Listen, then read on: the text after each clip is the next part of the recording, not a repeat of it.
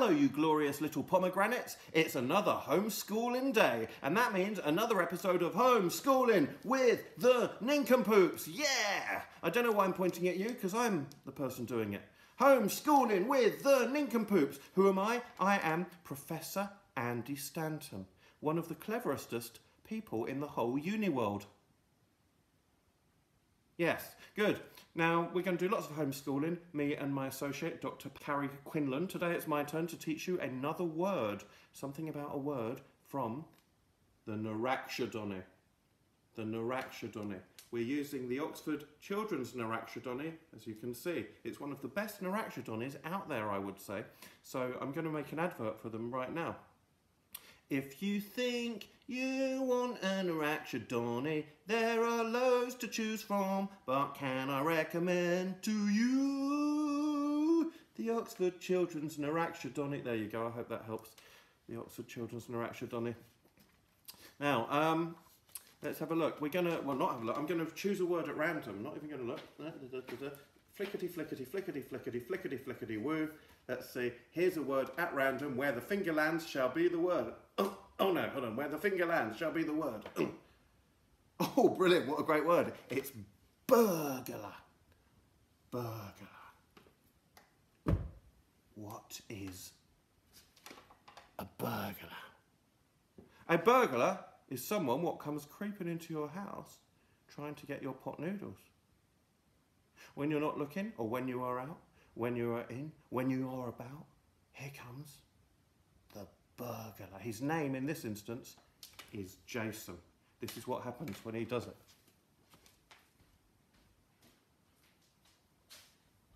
Oh, hello. Nobody's home. I'm a burglar. My name is Jason. I've just broken into this flat. Look at all these stupid books. I hate books because I'm a burglar. I didn't do no education when I was young, and that is why I have turned out to be a burglar. I hate stuff and I hate people. Oh, a stool. I'm going to nick that stool because I'm a burglar.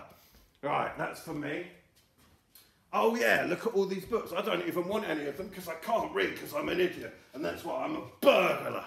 So, oh look at that. It's, I don't even know what the word for this is. It's probably called, I don't even know what it is. I'm an idiot because I'm a burglar. My name is Jason. What else can I nick? Oh, yeah, I'm going to nick some stuff. Oh look, there's some money. I found some money.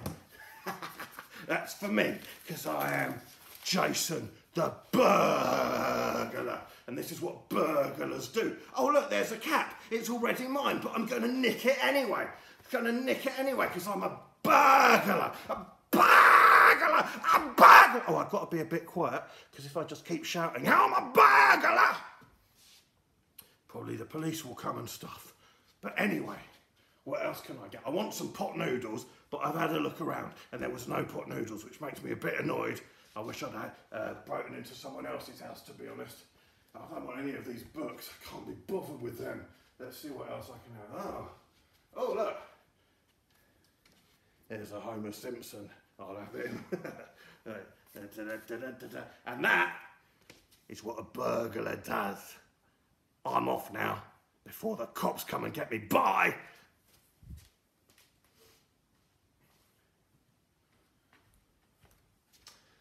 Hello everybody. So yes, you see, where's my cap gone? You see, that's what a burglar does. He's, whoa! Someone's stolen my stool. Okay, I'll just do this kneeling. Someone has stolen my stool while I've been teaching you about burglars.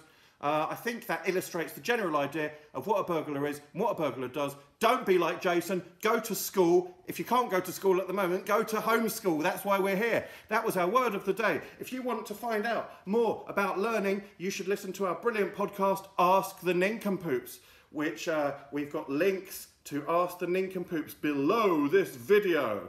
And yeah, that's all I've got to tell you for today. Let's see what happens with Dr. Carrie Quinlan when she teaches you about another word tomorrow. Bye!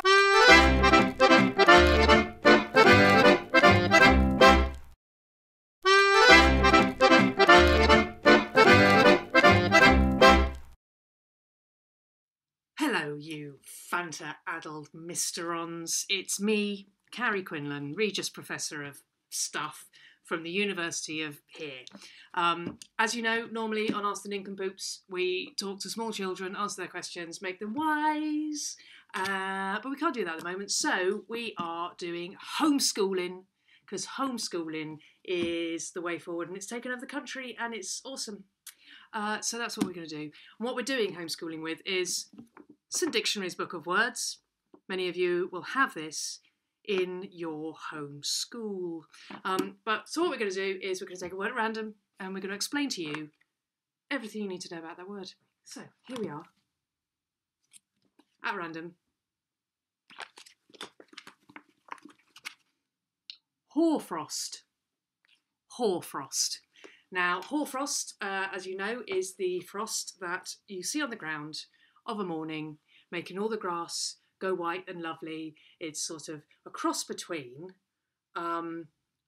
snow and sherbet, essentially, is what hoarfrost does. So on a cold night, back in the Middle Ages, what happened was this. It was a cold night, and it was back in the Middle Ages.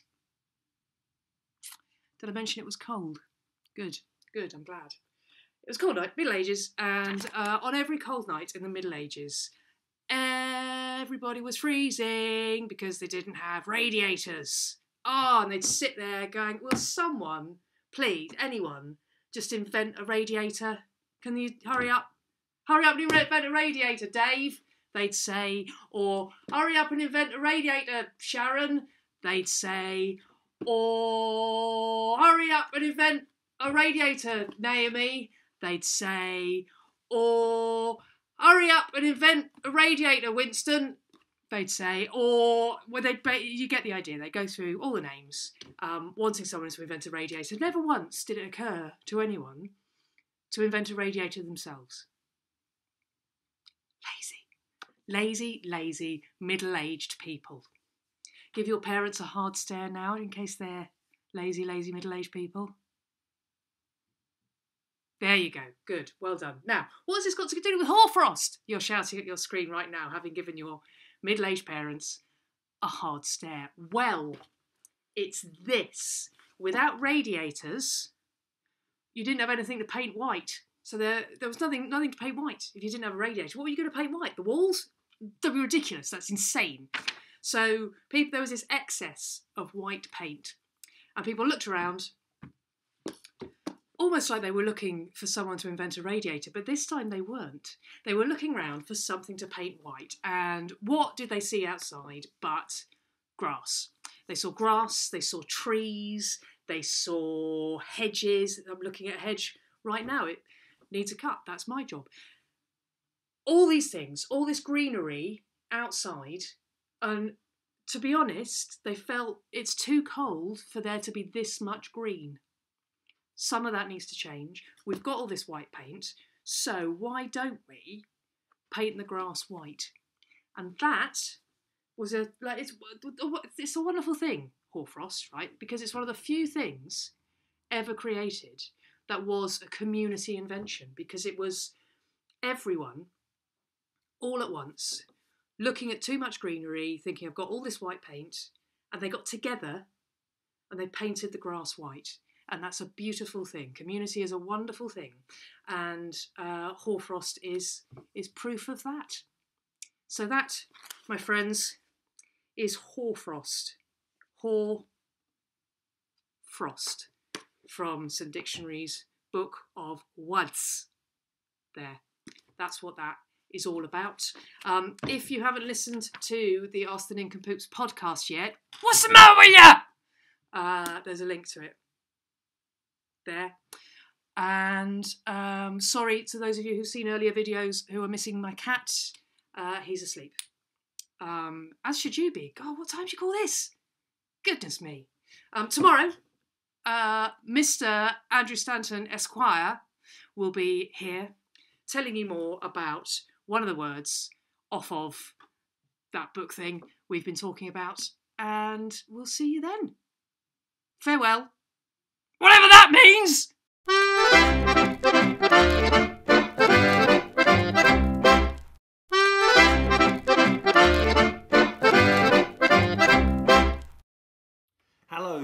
motorised little cathedrals? Yes, it's another day, and that means another day of learning and education with homeschooling with the nincompoops.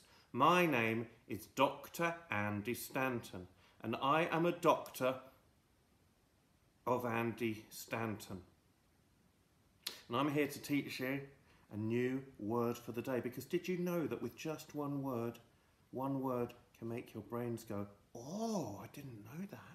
And they can take your brains on an adventure so far away that whatever you're doing, your brains can be on holiday. In your mind. Let's go for a holiday in your mind with some learning and education. Here is the Narakshadoni. What's a Narakshadoni? It's a great big book full of words. It tells you their meanings, but I don't need the meanings. I just need a word, and I will explain to you all the history and information behind the word. Here we go. I'm going to do it totally at random from the Narakshadoni, Oxford Children's Narakshadoni. And here's the word for today is level. Level. Do you know what a level is? This is level. It's my arm actually, but my arm is being level. Do you want to see what happens when my arm isn't level? It's not level. Imagine you've got some Smarties, and you put the Smarties on my arm. Guess what happens to the Smarties? I eat them. Don't put Smarties on my arm, you idiots. That's no way to look after your Smarties. Let's see what happens if you put the Smarties on the arm when it's not level. Smarties here. Oh, they roll down, fall into my sleeve, fall out, bottom of my jumper. I still eat them. Yeah, still eating them, haven't I? You're out of luck, aren't you? So the point is that whatever happens when you meet me, I am going to steal your Smarties. So it's probably best that you just watch me on video rather than let me near your sweets. So this is level. This is not level. This is definitely not level. Look, the Smarties roll out. I can't even get the Smarties. Then they roll off, they bounce around, they go down the drain pipe. Who eats them then? The rats. So it's very important that when you're thinking about levels, you have to take into account who's going to eat your Smarties. Now, level comes as a word itself. It's one of the words with what we call two word bits. A word with one word bit is a word like the, or ant, or bag, or yump.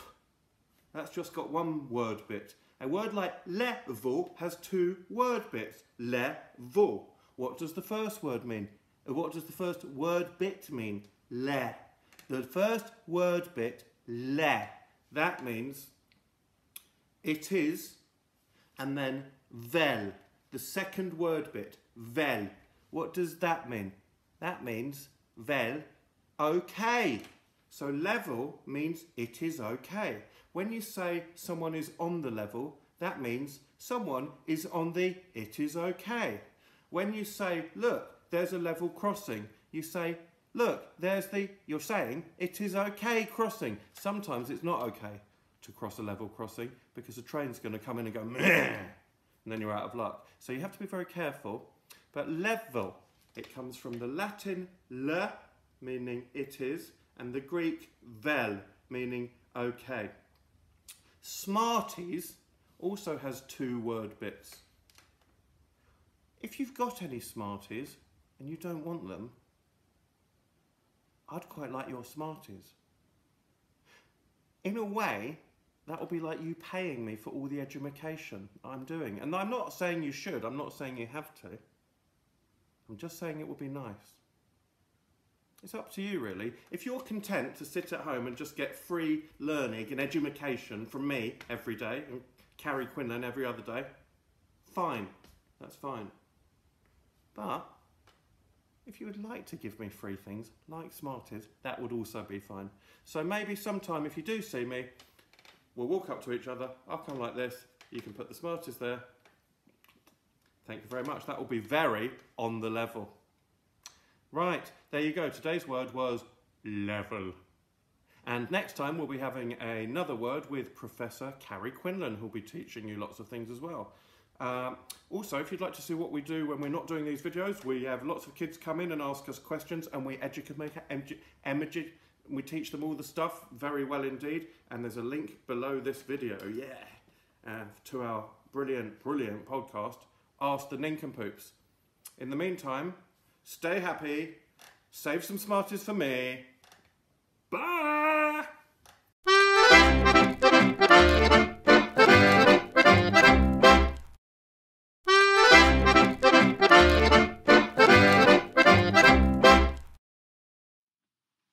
Hello, younger humans.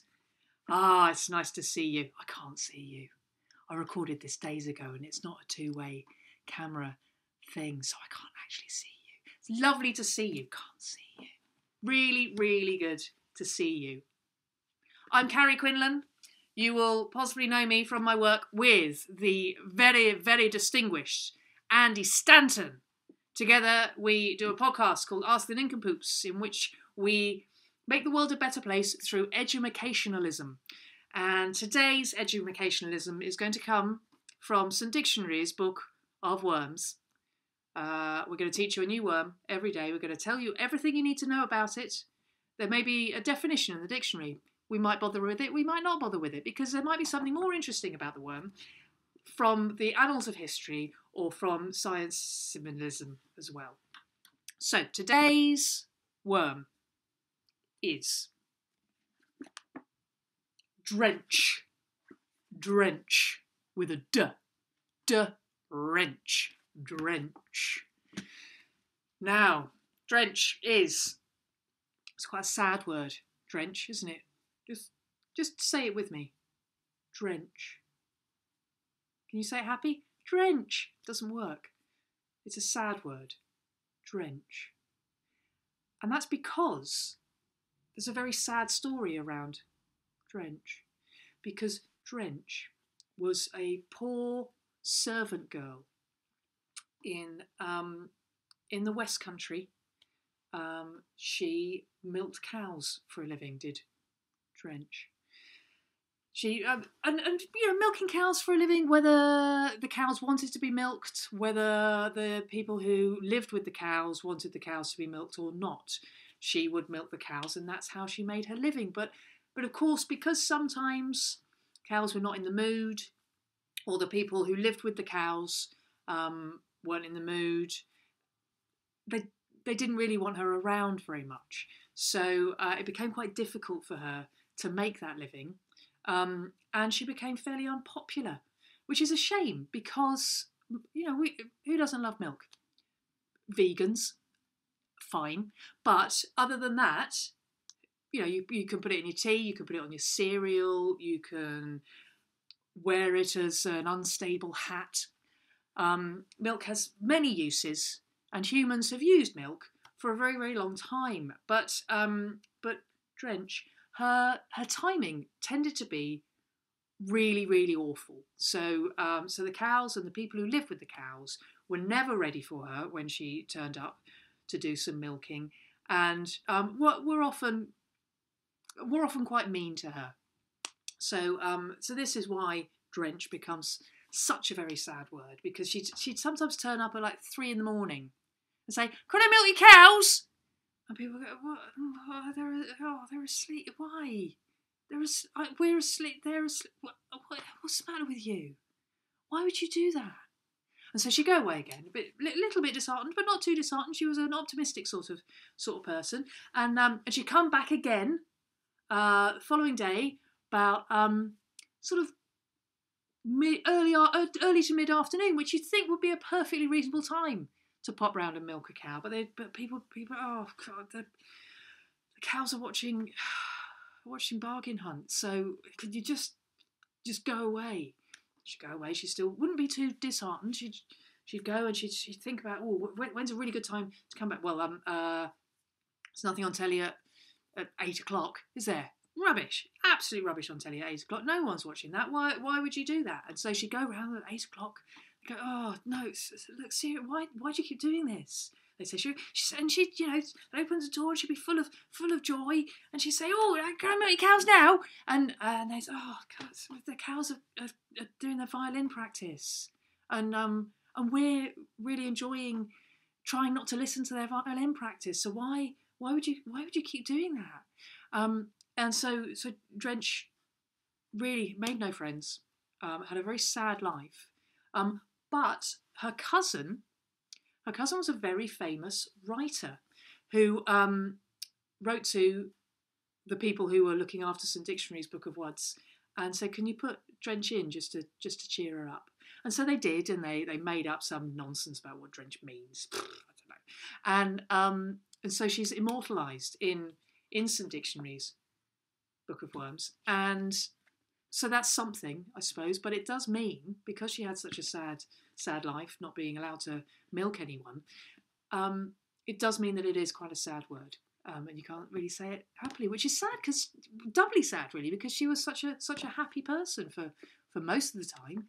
And she'd say, oh, hello, my name's Drench. And so it did sound like a happy word, but you can't say it in a happy way anymore. Just try. Drench. Doesn't work. Doesn't work. Drench. So that's Drench. That is Drench. And next time, tune in, and Andy Stanton will teach you another worm. Because he's that kind of big-hearted guy. We love him. And if you want to listen to Ask the Nincompoops, and why wouldn't you, its information is down here where I'm pointing. I mean, it's not right now when I'm pointing, because at the moment down here there's a bowl of soup. But when you watch it, if you look down there, there'll be something, won't there? Hey? Yeah, of course there will. Okay, leave now. Whatever that means.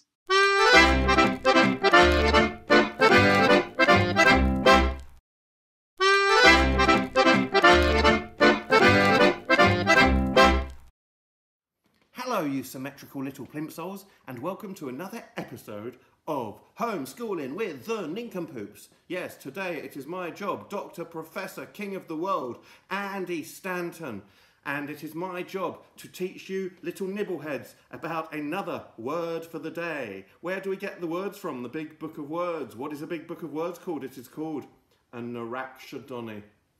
Narachydoni. This is the Oxford Children's Narachydoni. Oxford make lots of different Narachidonis. They make the Oxford Children's Narachydoni, the Oxford other type of Narachydoni, the Oxford other type of... They make a massive one as well. They make the Oxford gigantic Narachydoni, but we're going to be using the Oxford Children's Narachydoni. And it is one of the cleverest books in the world, yeah. If you lick it, just licking it, you get clever. So... let's see what happens if we open the book at random and choose a word to teach you little nibbleheads about, yeah? Yeah, should we do that? Here we go. The random word today is boink. Oh, metal. Metal. Now, there are many different types of metal, aren't there? There are tin, aluminium. Gold is a very expensive metal that thinks it's better than all the other metals. When gold's walking down the street and it sees a bit of tin, it just goes, hello tin, I'm gold, I'm rich, I'm wearing a chain made out of myself, a gold chain. And tin is just sitting there going, oh, I can't even afford a hot dog, I hate gold so much. So gold is a bit of a show off. We've got tin, we've got aluminium, we've got gold, silver, who is gold's best mate. Silver's walking down the street with gold and they see tin and they're like, tin, you're rubbish. And tin's just like, and then gold is just like, you're worth about 20p, man. I'm worth about £1 million, man. And then silver's just like, yeah, and I'm worth about like nearly as much as gold. But then gold is like, yeah, but not quite as much. And then silver's like, yeah, I know, right? And then gold is just like, don't forget, I'm the boss. Silver, you are my mate, right? But you're not as cool as me. And silver's like, yeah, I know. And then tin is just going, can I be in your gang? And gold and silver are going, no, actually, mate, you can't.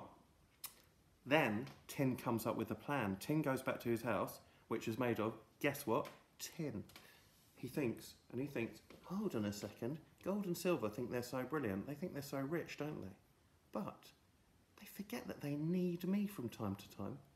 What if I come up with a crafty plan and remove myself from their lives? So I'm not going to be their friend anymore. If they don't want to be my friend, I won't be their friend. Right, what happens later that evening at Gold and Silver's house? Because they live together, because they're best friends.